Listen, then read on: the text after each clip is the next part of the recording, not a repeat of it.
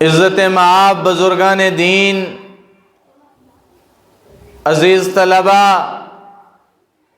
اور مسجد حاضہ کے باشعور نمازیوں اور ارباب علم و دانش،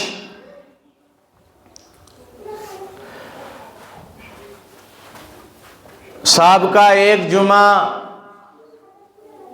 ہماری یہاں حاضری نہیں تھی اور ہمارا عنوان جناب رسول اللہ صلی اللہ علیہ وسلم کی سیرت و عظمت کے اوپر گفتگو چل رہی تھی، اور ہم پہنچے تھے شیبہ ابی طالب کے عنوان تک کہ جناب رسول اللہ صلی اللہ علیہ وسلم کے ساتھ جب انہوں نے، ان کے رشتہ داروں نے اور مکے والوں نے بغاوت کا اعلان کیا اور ابو طالب بھی اپنے آپ کو کمزور تسلیم کرنے لگے، اور جب یہ کہا کہ بیٹا آپ میرا کوئی بھی جو ہے میرا حوصلہ پست ہونے لگا، میں ان جو ہے لوگوں کو کیا جواب دوں؟ اب چونکہ ان لوگوں کو تکلیف اس بنا پر تھی، یہ پریشان اس لیے تھے کہ اب چونکہ اللہ تبارک و تعالی کی طرف سے قرآن اس طرح بارش کی طرح، ساون کی بارش کی طرح اتر رہا تھا، عقیدہ توحید، عقیدہ بعد الممات، عقیدہ ختم نبوت، تمام چیزیں اس طرح آسمان سے اتر رہی تھی کہ سننے والے کے دل کے اوپر یوں ضرب لگتی کہ اللہ کے سوا کوئی معبود نہیں ہے، اللہ کے سوا کسی کو پکار نہیں سکتے، اللہ کے سوا مدد نہیں مانگ سکتے، اللہ کے سوا کوئی رزق دے نہیں سکتا، اللہ کے سوا کوئی خوشی غم نہیں دے سکتا۔ جب یہ آیات قرآن کی اترنے لگی تو یہ جو ہے مشرکین مکہ، ان کے دل کے اندر جو ہے ضرب لگتی کہ یہ کیا ہونے لگا۔ اب انہوں نے محاصرے کیے، انہوں نے مزاحمت کی، انہوں نے مشورے کیے، انہوں نے جناب رسول اللہ صلی اللہ علیہ وسلم کو تکلیف پہنچانے کا ہر وہ حربہ استعمال کر لیا تھا کہ دنیا جو ہے تنگ ہو گئی تھی یہ سوچنے پر کہ یہ جو لوگ 40 سال تک جس شخص کو صادق الامین کہتے رہے اسی کے ساتھ بیک وقت کس طرح یہ اتنی مخالفت کرنے لگ گئے۔ چنانچہ شیر خدا حضرت علی کرم اللہ وجہ جوش میں آئے اور کہنے لگے کوئی یہ نہ سمجھے کہ محمد الرسول اللہ صلی اللہ علیہ وسلم اکیلے ہیں اور ان کا ساتھ دینے والا کوئی نہیں، ان کے پاس بیٹھنے والا کوئی نہیں، ان کا دفاع کرنے والا کوئی نہیں۔ رب کعبہ کی قسم جب تک سینے کے اندر سانس کی ایک رمق باقی ہے علی ابن طالب حضرت نبی اکرم صلی اللہ علیہ وسلم کے ساتھ کھڑا ہے، آؤ ذرا مجھ سے مقابلہ کرو، چاہے میں کم سن عمر ہوں، چاہے کمزور ہوں، چاہے آنکھیں درد کر رہی ہیں، چاہے ٹانگیں دبلی پتلی ہیں، لیکن تب تک نبی علیہ الصلوۃ والسلام کے ساتھ کھڑا رہوں گا جب تک کہ اندر جان میں جان باقی ہے۔ رخ مصطفیٰ ہے وہ آئینہ کہ ایسا دوسرا آئینہ نہ میری نگاہ خیال میں، نہ دکان آئینہ ساز میں۔ اور جناب رسول اللہ صلی اللہ علیہ وسلم کو کوئی ایک بار دیکھتا تو دیکھتا رہ جاتا، کوئی بات کرتا کرتا رہ جاتا، کوئی بات سنتا سنتا رہ جاتا۔ اب ان لوگوں نے جناب رسول اکرم صلی اللہ علیہ وسلم کو بدنام کرنے کی سازشیں کی، اس لیے کہ جب کوئی کم جو ہے غریب طبقے کا آدمی یا غریب گھر کا آدمی کوئی تھوڑا سا سر اونچا کرنے کی کوشش کرتا ہے تو مالدار یہ چاہتے ہیں کہ یہ ہم سے بڑا کیوں کرو گیا، اور یہ بڑے مکے کے بڑے بڑے ٹھیکیدار ابو طالب، ابو جہل، عتبہ، شیبہ، ابی بن خلف، عبداللہ ابن جدعان اور یہ بڑے بڑے مالدار یہ سمجھنے لگے کہ نبی ہوتا تو ہم میں سے کوئی ہوتا، مالدار ہم ہیں، پیسہ ہمارے پاس ہے، نام ہمارے پاس ہے، سرداریاں ہمارے پاس ہیں، ہم جو ہے قبیلے اور جرگوں میں بیٹھنے والے لوگ ہیں، جرگے ہم چلاتے ہیں، اور نبوت اگر ملتی تو ہمیں ملتی، ہم جو ہے نبی ہوتے، اس لیے کہ ہم وہ قد رکھتے تھے۔ لیکن ان بیوقوفوں کو یہ بات سمجھ نہیں آئی۔ کہ نبوت جیسی نعمت پیسے کی بنا پر نہیں ملتی، مالیت کی بنا پر نہیں ملتی، گھر بار کا اچھا یا بلند ہونے پر نہیں ملتی۔ نبوت ملتی ہے، اللہ چنتا ہے خاندانوں کو، اللہ گھروں کو چنتا ہے، اللہ جو ہے فرد کو چنتا ہے، اللہ نسلوں کو چنتا ہے، پھر ان میں سے جس کو پسند کرتا ہے نبوت کا تاج اس کے سر کے اوپر رکھتا ہے۔ یہ نہیں کہ چلتے پھرتے کسی کے سر پر بھی نبوت کا تاج رکھ دیا۔ چنانچہ یہ بات ان کو برداشت نہیں ہو رہی تھی، انہوں نے ہر وہ حربہ استعمال کیا جس سے جناب نبی رحمت صلی اللہ علیہ وسلم کو تکلیف پہنچائی جائے۔ اب یہ سمجھا کہ اب ہم ان کو بدنام کیسے کریں، چنانچہ یہ چلتے گئے، مشورے کرتے گئے، اور بعض لوگ ایسے تھے کہ اب ان کے دل کے اندر یہ کلمہ حق اور کلمہ توحید کی ضرب لگنے لگی تھی۔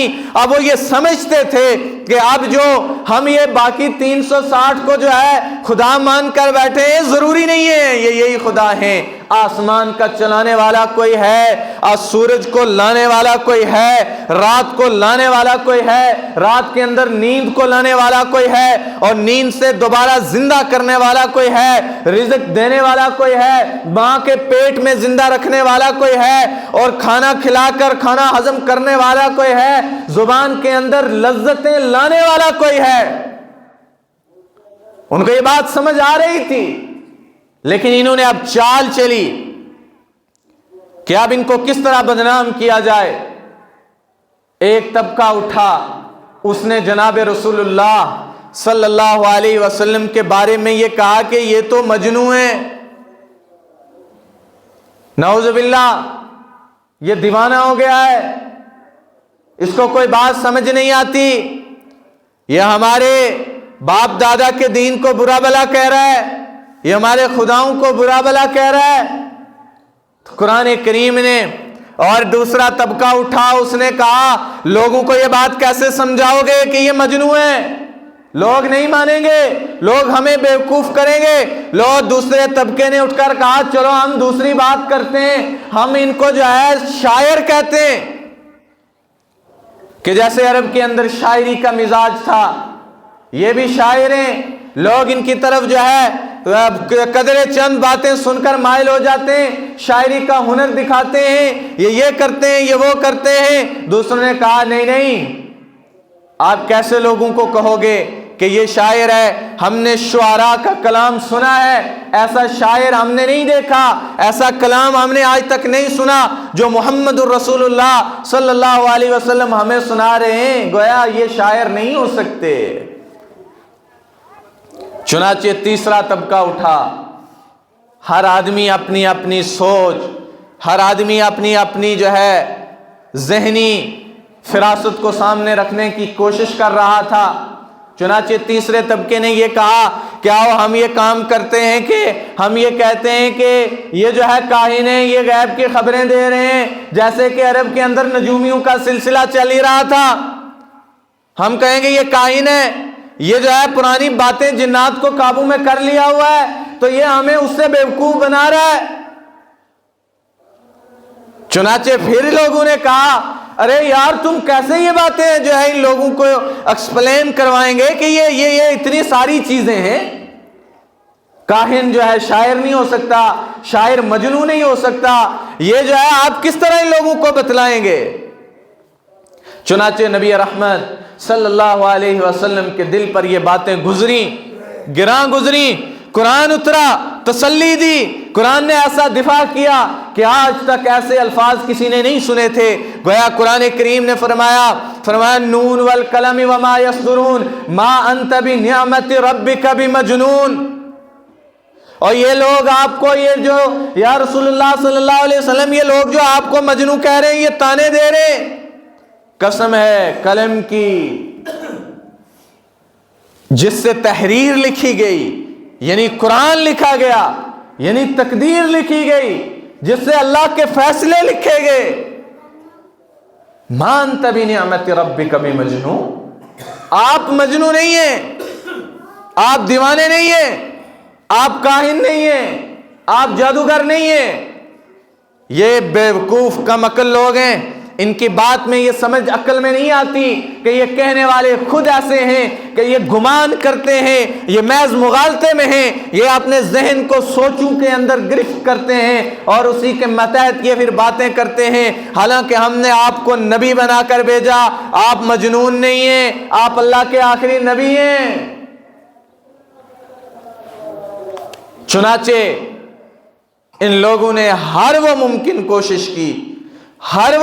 کوشش کی کہ جس سے جناب رسول اللہ صلی اللہ علیہ وسلم کے جس سے تکلیف پہنچائی جائے۔ گویا قرآن کے الفاظ میں ہم یہ کہیں کہ قرآن کریم نے فرمایا یہ وہ جماعت تھی کہ جس کے آگے بھی ہم نے ایک دیوار چڑھا دی، ان کے پیچھے بھی ہم نے ایک دیوار چڑھا دی، بچا یہ دل تھا تو ہم نے ان کے دلوں کے اوپر غلاف چڑھا دیا، ران علی قلوبہم، ان کے دل زنگ آلودہ ہو گئے، ان کے اوپر قرآن کوئی اثر کر نہیں سکتا، ان کے دل پر نبی کی بات اثر کر ہی نہیں سکتی، یہ محض مغالطے میں ہے، اور نبی علیہ الصلوۃ والسلام سے ضد کی بنا پر، نبی علیہ الصلوۃ والسلام سے حسد کی بنا پر، نبی علیہ الصلوۃ والسلام سے دشمنی کی بنا پر اللہ کے محبوب صلی اللہ علیہ وسلم کے ساتھ دشمنی کرتے ہیں۔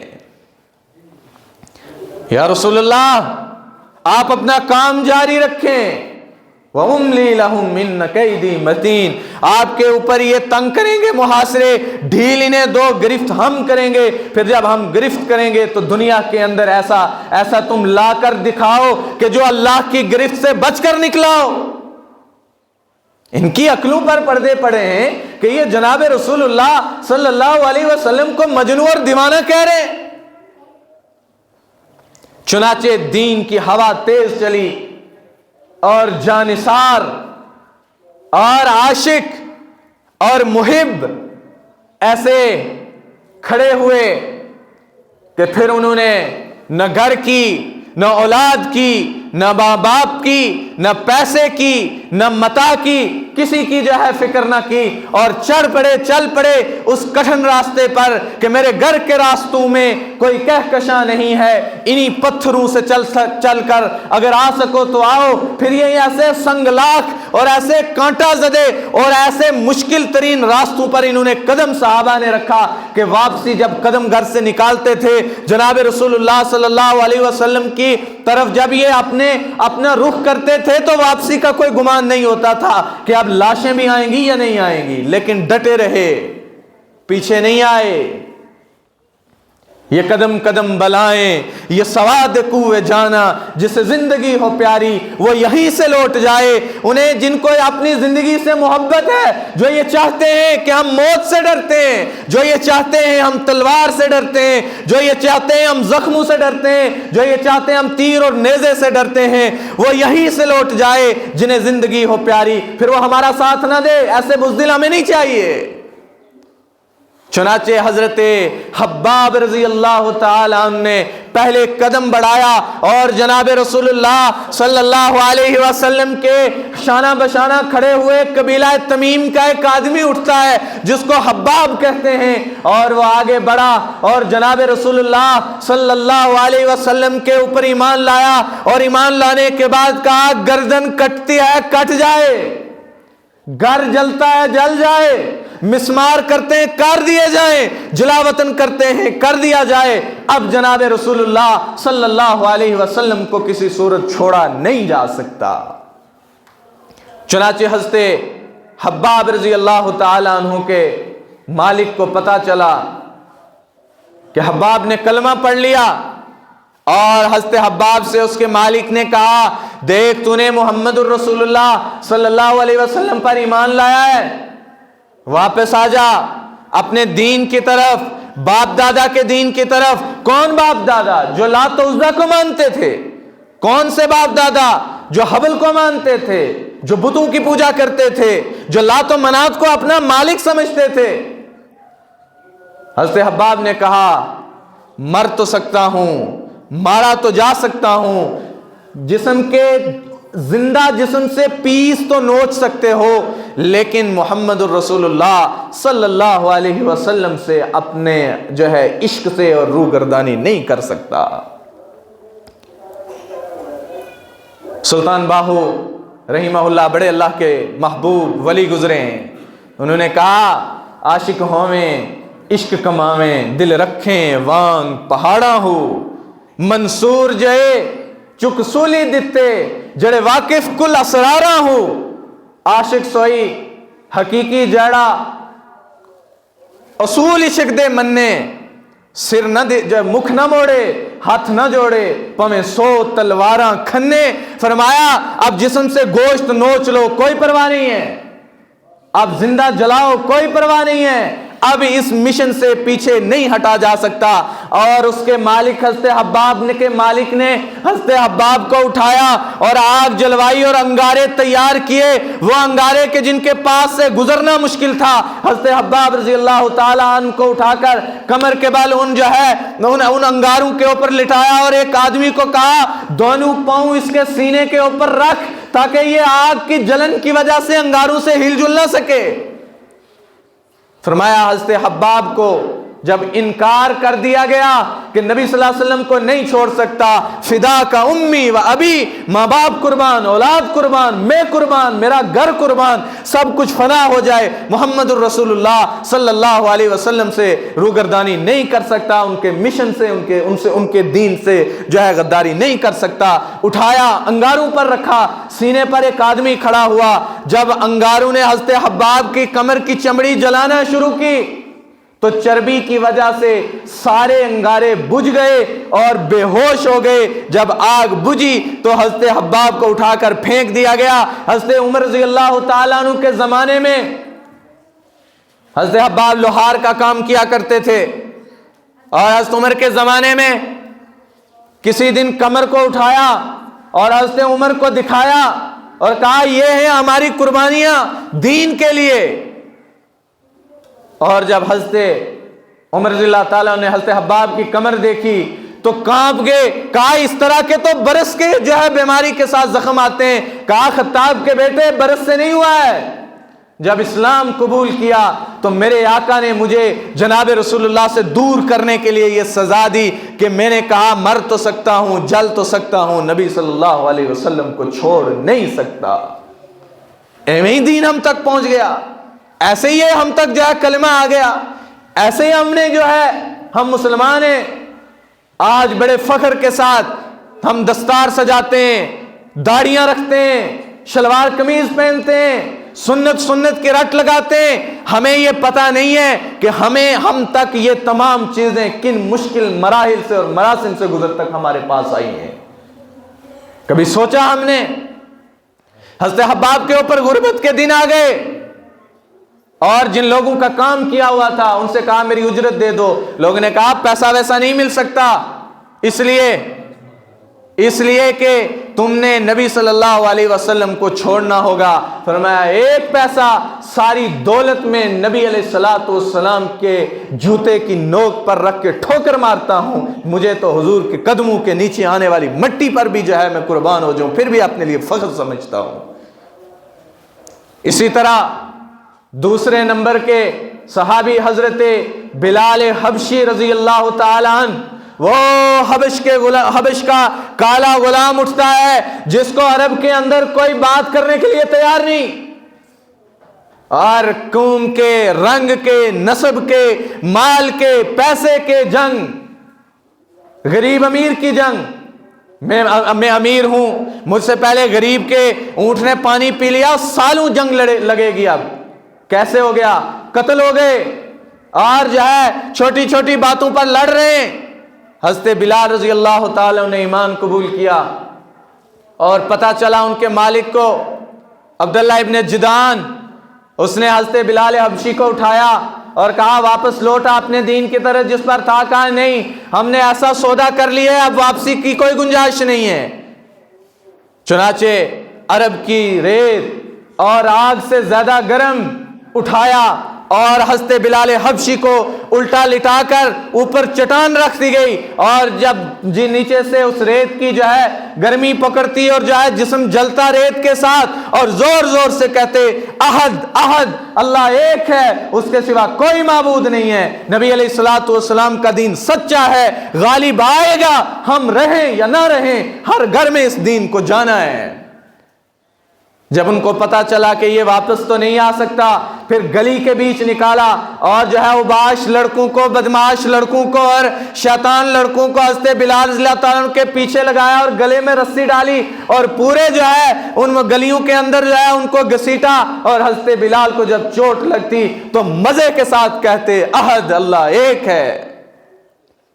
और आसमान ने क्या नजारे देखे होंगे कि जब सीने पर, जब जिस्म पर चोट लगती तो किस मोहब्बत के साथ जो है अल्लाह कहते होंगे।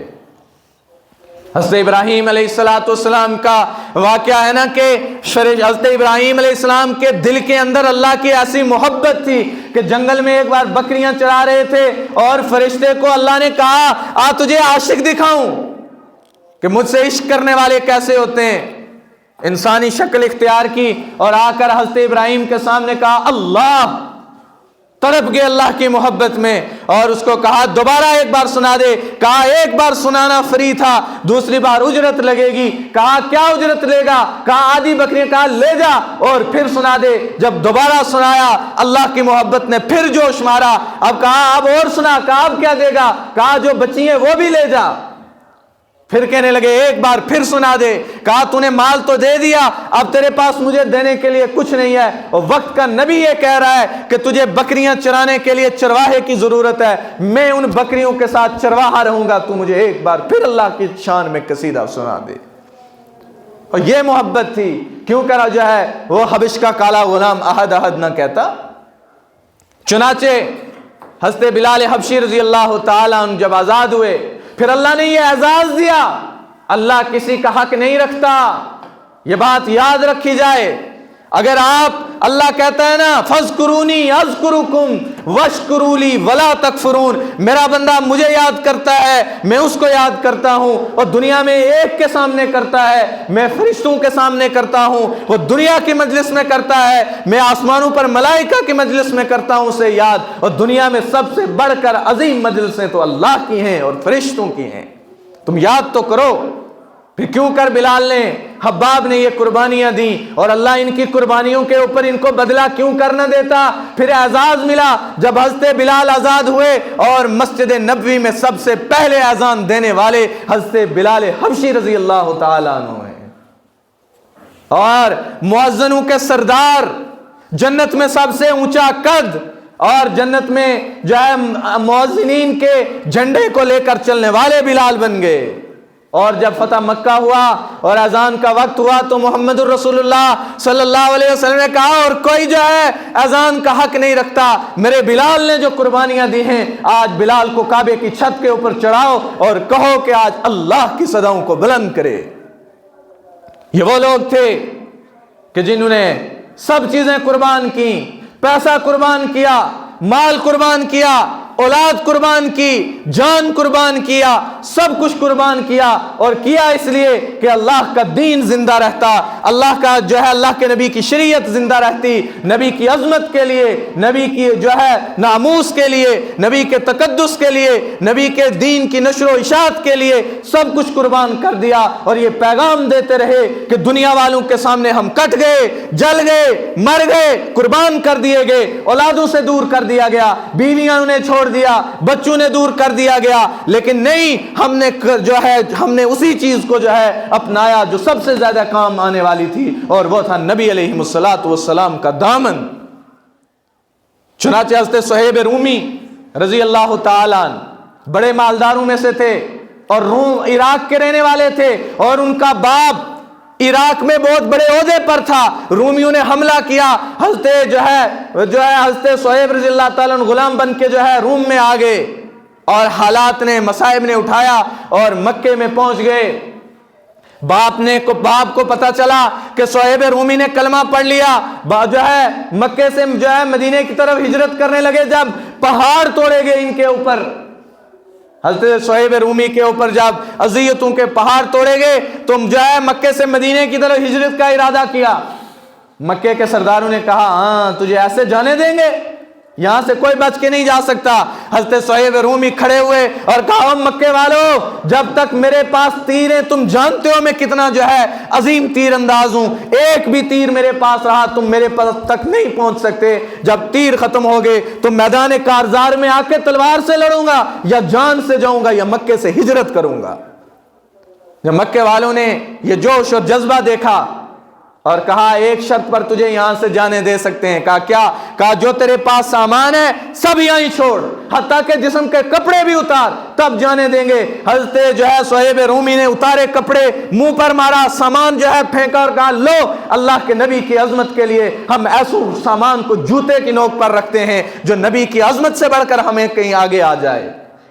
اور جب مدینہ پہنچے جناب رسول اللہ صلی اللہ علیہ وسلم نے آ کر اپنے ساری کہانی سنائی۔ کہا یہ ہوا، حضور صلی اللہ علیہ وسلم کا چہرہ 14ویں کے چاند کی طرح چمکا اور کہا او مدینے میں بیٹھے صحابہ سنو، آج صہیب نے اتنے نفع کا سودا کیا ہے کہ آسمانوں پر آج خوشی کی لہر دوڑ رہی ہے۔ اور قرآن اترا، ایک وہ شخص تھا کہ جس نے اللہ کی اور اللہ کے رسول کی محبت میں اپنا تن من مال اور جان تک لوٹا دی، اور انہیں خبر نہیں ہے کہ اللہ کے ہاں انہوں نے کتنا بلند مقام پایا ہے۔ پھر اللہ نے آخر میں ان کو تمغہ دیا، یہ وہ لوگ ہیں کہ جن سے اللہ راضی ہوا، یہ اللہ سے راضی ہوئے، اور انہوں نے اپنے نبی کو اور نبی کے خاندان کو اپنی پگڑیوں سے بلند، ان کے جوتوں کو اپنے سروں پر رکھا۔ تب جا کر یہ دین ہم تک پہنچا، تب جا کر یہ آج ہم آزاد مسجدوں میں، آج ہم آزاد جو ہے ہر ایک کام میں، آج ہم آزاد قومیت سے، آج ہم رنگ و نسب سے، آج چھوٹے بڑے سے سب سے پاک تب ہوئے جب اس کے لیے صحابہ نے اپنا خون بہایا، تب جا کر دین ہم تک پہنچا ہے۔ اور ہمیں غور کرنا چاہیے کہ یہ کتنی بڑی نعمت ہے کہ ہمیں اس کی سمجھ نہیں اور صحابہ گردنیں کٹواتے رہے۔ اللہ تبارک و تعالی ہم سب کو سمجھ کی توفیق عطا فرمائے اور دین کے اوپر چلنے کی توفیق عطا فرمائے۔ وآخر دعوانا ان الحمد للہ رب العالمین۔ آج جامعہ ضیاء العلوم پنچ کی جو مرکزی جامعہ مسجد تھی، جامعہ مسجد بگیالہ، قدیم مؤذن حضرت مولانا غلام قادر صاحب کے بنیادی ساتھیوں میں سے قاری خان محمد صاحب کا انتقال ہو گیا، اور گزشتہ دنوں نیچے ہمارے برادر نسبتی بھی ہیں، برادر اکبر محمد اسلم خان صاحب، ان کا بھی انتقال ہو گیا۔ اللہ تبارک و تعالیٰ ان کی قبر کو منور فرمائے اور ان کی مغفرت فرمائے۔ نماز کے بعد ان حضرات کے لیے ایصال ثواب کے لیے دعا کی جائے گی۔